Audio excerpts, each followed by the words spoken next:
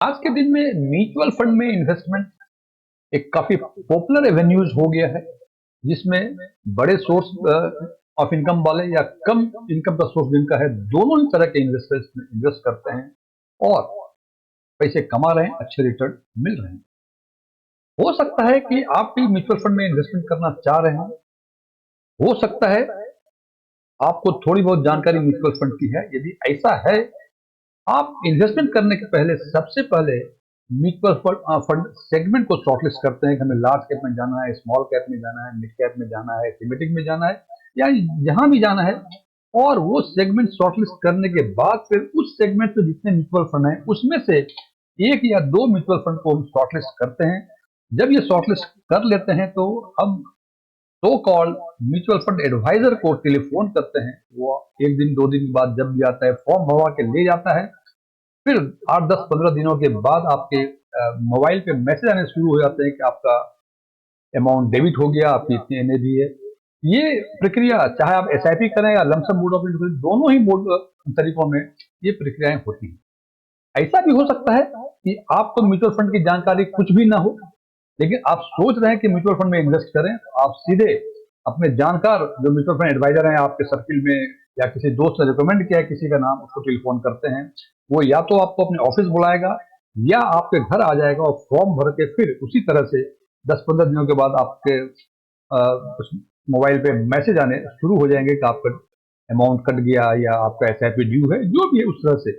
लेकिन यहां तक तो बातें सामान्य हैं, लेकिन कुछ वर्षों के बाद, 5 10 वर्षों के बाद, उसमें जो कॉर्पस क्रिएट होता है, जब उसकी तुलना हम अपने एक दूसरे मित्र से जिसने उसी दिन उसी म्यूचुअल फंड में इन्वेस्ट किया था, तो दोनों के कॉर्पस में देखते हैं कि लाखों का अंतर है। यानी आपके कॉर्पस आपके मित्र के कॉर्पस से लाखों कम है, या यूं कह सकते हैं कि आपके मित्र का कॉर्पस आपके कॉर्पस से लाखों अधिक है। आखिर ऐसा क्यों? आपने एक ही दिन एक ही म्यूचुअल फंड में एक ही अमाउंट इन्वेस्ट किया, आपका लाखों कम और उनका लाखों अधिक। आज हम चर्चा करेंगे इन्हीं बातों पर कि क्या ये लाखों का नुकसान जो हमें होता है हमारी थोड़ी सी बचकानी हरकत से, कि क्या हम इससे बच सकते हैं।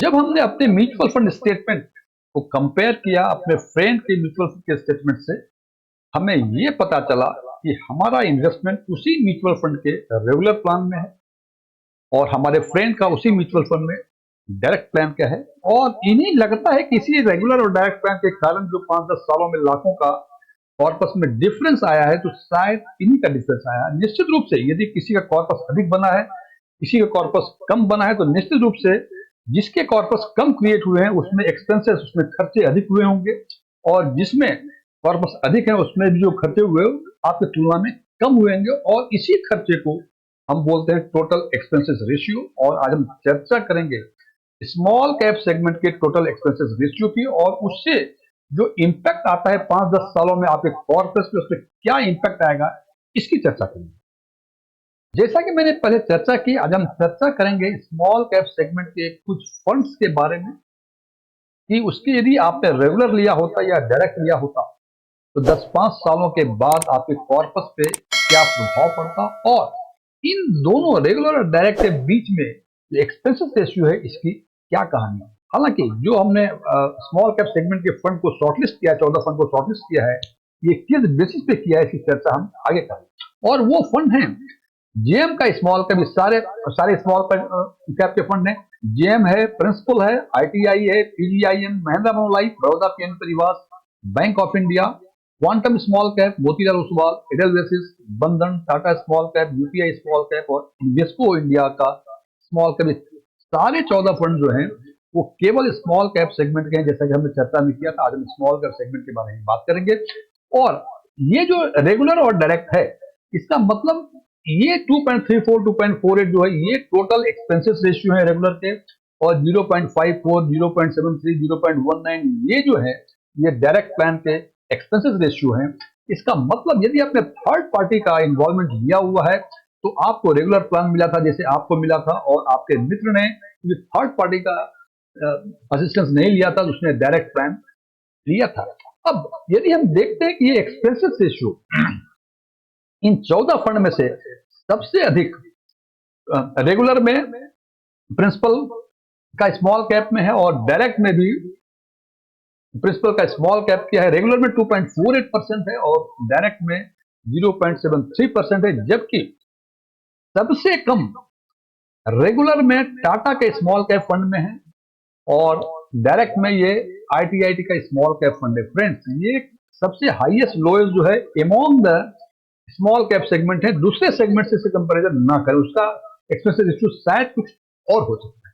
अब हम देखते हैं कि क्योंकि ये सारे स्मॉल कैप सेगमेंट के फंड्स हैं, ये देखने से मुझे ठीक से समझ में नहीं आ रहा है 2.34 0.54। यदि इसका हम डिफरेंस देखें, हम देखते हैं कि जेएम स्मॉल कैप का डिफरेंस रेगुलर और डायरेक्ट में 1.80, प्रिंसिपल का 1.75, आईटीआईटी का 1.74, पीजीआईएम का 1.55, ये महिंद्रा मनोलाइफ का भी है, बड़ौदा का भी है, 1.53 बैंक ऑफ इंडिया का है और इस तरह से सबसे कम जो इस लिस्ट में है 1.37% है Invesco India small cap fund का डिफरेंस, टोटल एक्सपेंसेस रेशियो का difference between regular and direct. अब निश्चित रूप से जनाब एक बात तो तय है कि जिसमें ये जितना अधिक डिफरेंस होगा, यदि आपने डायरेक्ट लिया हुआ है, फॉर एग्जांपल यदि आपने जेएम का स्मॉल कैप का डायरेक्ट लिया हुआ है, आपको 1.80% का एनएवी या एप्रिसिएशन रेगुलर के कंपैरिजन में अधिक मिलेगा और यदि आपने रेगुलर लिया हुआ है तो 1.80 का रिटर्न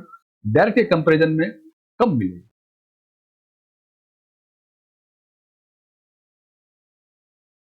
जैसा कि हमने पहले चर्चा की हुई है कि इन 14 फंड को शॉर्टलिस्ट हमने कुछ बेसिस पे किया हुआ है। जनाब ये सारे फंड, जैसे मैंने पहले यही बताया कि हम आज चर्चा कर रहे हैं केवल स्मॉल कैप सेगमेंट की, तो जो भी फंड है वो स्मॉल कैप सेगमेंट के ही। तो स्मॉल कैप सेगमेंट में आज के दिन में कुल 29 फंड हैं और उन 29 फंड का category average total expenses ratio difference between regular and direct, मैं फिर रिपीट कर रहा हूं, जो 29 फंड हैं उनका रेगुलर और डायरेक्ट के एक्सपेंसेस रेशियो का डिफरेंस जो एवरेज है वो है 1.27%। इसका मतलब ये सारे फंड जो हैं इनका जो डिफरेंस है ये 1.27 से है। मतलब 29 फंड में से 14 फंड ऐसे हैं जिनका रेगुलर और डायरेक्ट एक्सपेंसेस रेशियो में डिफरेंस जो है उससे अधिक है, एवरेज से अधिक है। इसका दूसरे शब्द में कह सकते हैं कि यदि आपने इन फंड्स में रेगुलर में इन्वेस्ट किया हुआ है तो माना जाना चाहिए कि आपको इसमें अधिक लॉस हुए होंगे और यदि आपने इस फंड में डायरेक्ट में किया होगा तो आपको अधिक फायदा हुआ होगा। हालांकि ये डिफरेंस यहाँ देख रहे हैं कि 1.80 is the highest difference between regular and direct expenses ratio जो जीएम के स्मॉल कैप में है और इस लिस्ट में सबसे कम 1.37% है वो Invesco India small cap segment में है। हालांकि ये 1.80 1.75 लगता है ठीक है यार, 1-2% का कम रिटर्न मिल जाएगा, जहां 20-22 मिल रहे हैं हमें, 1-2% का रिटर्न कम मिल जाएगा तो क्या हो जाएगा।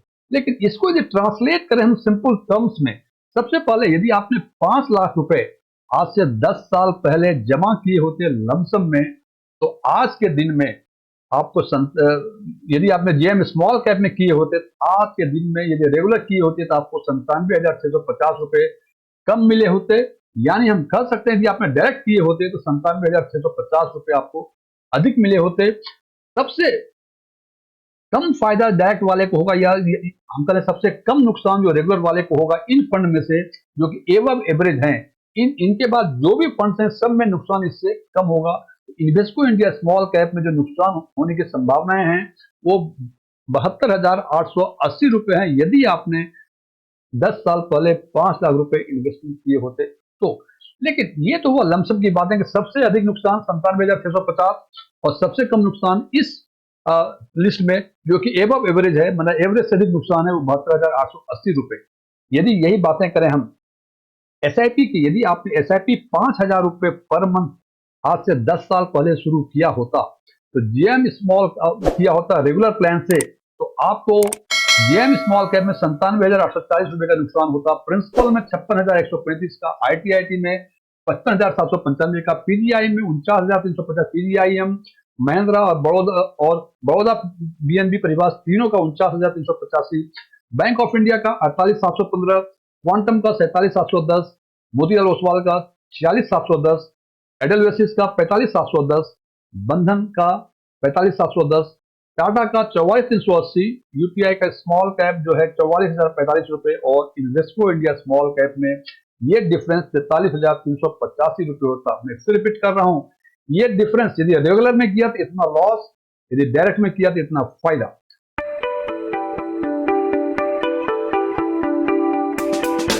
अब सवाल यह है कि इस नुकसान से बचा कैसे जा सकता है। दो परिस्थितियां हो सकती हैं। पहली परिस्थिति, आपके पास न समय है न समझ है। यदि ऐसा है आपके साथ तो आपको ये नुकसान झेलना पड़ेगा, कहीं कोई और उपाय नहीं। लेकिन यदि आपके पास थोड़ा समय है, थोड़ा समझ है, इतनी समझ है कि 20-30 फंड में से टॉप 30-40% फंड को शॉर्टलिस्ट कर सकते हैं, उसके लिए आपके पास दो ऑप्शन है। आप नुकसान की भरपाई कर सकते हैं, नुकसान बचा सकते हैं आप, या यूं कह लें कि इतना अधिक कॉर्पस आप क्रिएट कर सकते हैं। उसके लिए देखें, यदि आप ऑफलाइन इन्वेस्ट करना चाह रहे हैं तो आप इस फंड के एसेट मैनेजमेंट ऑफिस या इसके रजिस्ट्रार ट्रांसफर एजेंट जो भी हैं उसके ऑफिस में जाएं, काउंटर पे जाएं, फॉर्म मांगे, फॉर्म भरें। फॉर्म भरने के समय ये सावधानी रखें कि देख लें ऊपर टॉप में एआरएन नंबर, केआरएन नंबर, कुछ इस तरह के नंबर के ब्लॉक्स बने होंगे।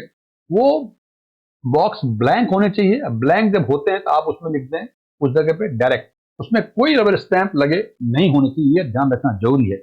और यदि ऑनलाइन करना चाह रहे हैं तो कोई ऑप्शन से, यदि आपका पहले से इन्वेस्टमेंट है तो केवाईसी कंप्लायंस तो होगा, कोई इशू नहीं होगा। और एक और आप सिंपल नेविगेशन से उसको ऑनलाइन इन्वेस्ट कर सकते हैं। जब ऑनलाइन इन्वेस्ट करें तो एक आएगा नेविगेशन में एक विंडो आएगी जहां चूज करना पड़ेगा डायरेक्ट और रेगुलर के बारे में। यदि आप रेगुलर चूज करते हैं तो अगला विंडो खुलेगा, एआरएन नंबर मांगता है। यदि आप डायरेक्ट चूज करते हैं तो अगला विंडो नहीं खुलता है, वहां कोई एआरएन नंबर नहीं मांगता है। इसको ध्यान रखें। नंबर 2, यदि आप किसी पार्टिकुलर फंड में पहले से इन्वेस्टेड हैं और उसी फंड में या तो उसी को टॉपअप करना चाह रहे हैं या उसी फोलियो में उसी फंड का दूसरा स्कीम में इन्वेस्ट करना चाहें, तो ध्यान रखें जब आप इन्वेस्ट करेंगे ऑनलाइन तो चूंकि पहला आपका यदि रेगुलर परचेज है तो दूसरा भी ऑटोमेटिक डिफॉल्ट में रेगुलर आ जाएगा। इसको ध्यान रखें। जब रेगुलर दिखे तो ड्रॉप डाउन में जाके उसको डायरेक्ट कर दें। अदरवाइज यदि आप कुछ नहीं करेंगे तो रेगुलर में ऑलरेडी एआरएन नंबर पहले से भरा मिलता है और जो इन्वेस्ट करेंगे आप वो भी रेगुलर में भी नहीं हो जाएगा। इस बात का ध्यान रखें और इन सब की सावधानी लेते हुए आप कम से कम इतने रुपए जो आपके स्क्रीन पर देख पा रहे हैं, इतना का फायदा तो आप ले सकते हैं। हालांकि अंतिम निर्णय आपको लेना है कि आप रेगुलर में कंफर्टेबल हैं या डायरेक्ट में कंफर्टेबल हैं, ये निर्णय खुद आपका हो। Thank you.